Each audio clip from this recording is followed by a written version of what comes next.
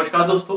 प्रधानमंत्री नरेंद्र मोदी की जम्मू और कश्मीर के 14 टॉप लीडर्स के साथ हाल ही में एक बैठक हुई और ये बैठक जम्मू और कश्मीर के स्पेशल स्टेटस को हटाए जाने के बाद पहली बार हुई है।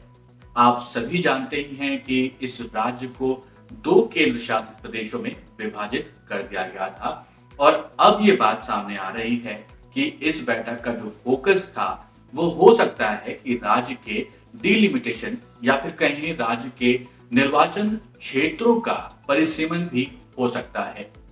अब सवाल यही है, डिलिमिटेशन आखिर क्या है?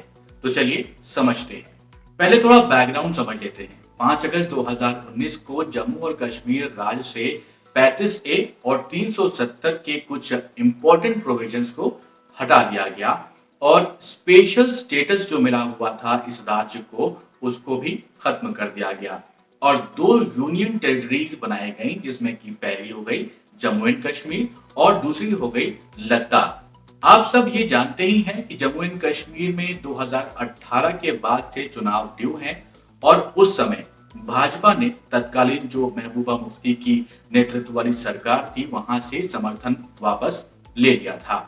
अब हम सिर्फ डिलिमिटेशन क्या है इस पर बात करेंगे और इसको समझेंगे। तो बैकग्राउंड मैंने जो आपको यहाँ पर समझाया है वो इसलिए बताया है क्योंकि अभी इसी कारण से ये चर्चा में वापस आया है।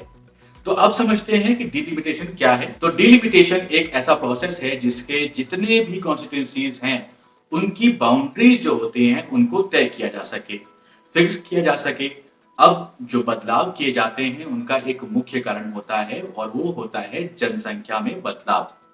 अब सवाल आता है कि इसे करता कौन है? तो यहाँ पर आपको बता दें कि डिलिमिटेशन कमीशन होता है जो एक स्वतंत्र निकाय होता है, उसमें कार्यकारी और राजनीतिक दल इसके कामकाज में कोई भी हस्तक्षेप नहीं कर सकते हैं, वो ही ये काम करता है।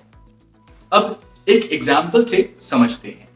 तो ये यूपी का मैप है। आप सब जानते ही हैं कि राज्य में जो है 80 लोकसभा सीट्स हैं। इसका मतलब ये है कि 80 पार्लियामेंट्री कॉन्स्टिट्यूंसीज यहाँ पर हैं। तो ये जो आप बाउंड्रीज यहाँ पर देख रहे हैं वो डिफाइन करती हैं कॉन्स्टिट्यूंसीज। तो डिलिमिटेशन इस कारण किया जाता है क्योंकि माइग्रेशन होते रहते हैं, पॉपुलेशन घटती रहती है या बढ़ती रहती है। तो अब इसके कारण ये जरूरी है कि हर एक कॉन्स्टिट्यूएंसी का प्रॉपर रिप्रेजेंटेशन हो। तो यहाँ पर आपको बता दें कि डिलिमिटेशन का एक ऑब्जेक्टिव होता है ये कि पॉपुलेशन को इक्वल रिप्रेजेंटेशन मिले। मतलब ऐसा नहीं होना चाहिए कि एक कॉन्स्टिट्यूएंसी है उसमें पॉपुलेशन है 50 लाख और दूसरी बी कॉन्स्टिट्यूएंसी है वहां पर 50,000 पॉपुलेशन है। तो यही कोशिश की जाती है कि जो जनसंख्या है उसको बराबर रखा जाए और इस कारण होगा क्या? इस कारण ये होगा कि इक्वल रिप्रेजेंटेशन मिलेगा। वैसे बहुत सारे ऐसे केसेस भी आपको मिल जाएंगे जहां पर जो पॉपुलेशन है वो इक्वल नहीं है, बट उसके रीजंस बहुत अलग अलग होते हैं, तो इसके बारे में हम फिर कभी बात करेंगे। साथ ही ये भी देखा जाता है कि किसी भी एक राजनीतिक पार्टी को कोई भी एडवांटेज या फिर डिसएडवांटेज ना हो। अब ये भी समझ लेते हैं कि इनमें कौन कौन होते हैं, यानी कि डिलिमिटेशन कमीशन जो होता है उसमें किसको किसको शामिल किया जाता है। तो आपको बता दें कि उसमें मुख्यतः जो सबसे पहला होता है, जो लीड करता है, वो होता है रिटायर्ड सुप्रीम कोर्ट का जज। उसके बाद जो चीफ इलेक्शन कमिश्नर कहें या फिर इलेक्शन कमिश्नर कहें उनको शामिल किया जाता है इसमें।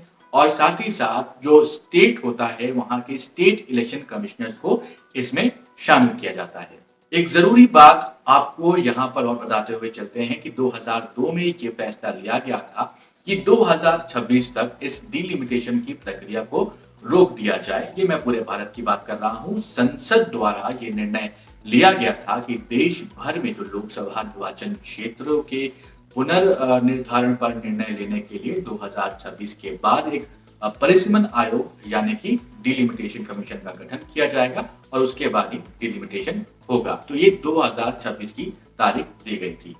अब दोस्तों यहाँ पर एक सवाल मैं आपसे भी पूछना चाहूंगा। आपको मुझे ये बताना है कि हमारे देश में लास्ट जो भी कमीशन बनाया गया था, डिलिमिटेशन कमीशन, वो किस ईयर में बनाया गया था? क्योंकि आप सभी जानते हैं कि आप ज्ञान बांटेंगे और ज्ञान बांटने से ही बढ़ता है। इसीलिए आपसे ये रिक्वेस्ट है, कमेंट बॉक्स में हमें इस सवाल का जवाब लिखकर जरूर बताएं। अगर यह वीडियो आपको पसंद आया हो तो इस वीडियो को जरूर लाइक करें, इस वीडियो को अपने दोस्तों के साथ भी शेयर करें और सब्सक्राइब करें जागरणजोश.com। नमस्कार।